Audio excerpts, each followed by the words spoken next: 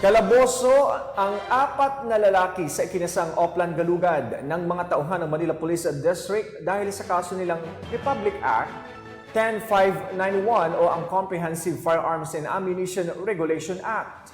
Yan ay dahil sa walang sawang operasyon ng pambansang pulisya sa pagpapanatili ng ligtas at payapang mamamayan. Mag-uulat dyan si Police Corporal Sheena Marie Tapo. Himas rehas ang 4 na lalaki makaraang masakote sa Oplan Galugad ng Manila Police District, Delpan Police Station 12 sa magkahiwalay na lugar sa Isla Puting Bato, Tondo at Gate 6 area, Binondo, Maynila. Unang nadakip ng Delpan Police Station 12 ang isang 43 taong gulang, caretaker na si alias Ray, residente sa Isla Puting Bato, Tondo. Makaraang mahulihan ng isang pen gun loaded ng isang kalibre .38 na bala matapos makitang nakausli sa bulsa nito ng maispatan ng kapulisan.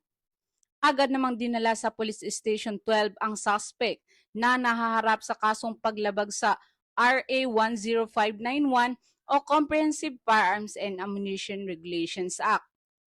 Samantala, naaresto din ang 3 lalaki na naaktuhang nag-uumpukan sa ilegal na sugal na Caracruz.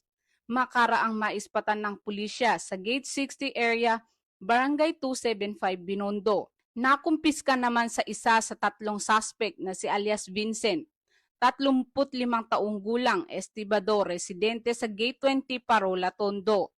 Ang isang improvised firearm, pen gun na loaded ng isang bala.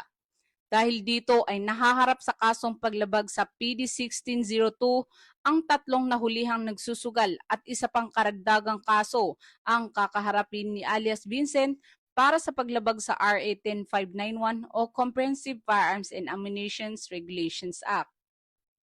Mula dito sa Metro Manila, ako po ang inyong Police News Network Correspondent, Police Corporal Sheena Marie Tapo, alagad ng batas, tagataguyod ng Balitang Pulis. Maraming salamat, Corporal Tapo.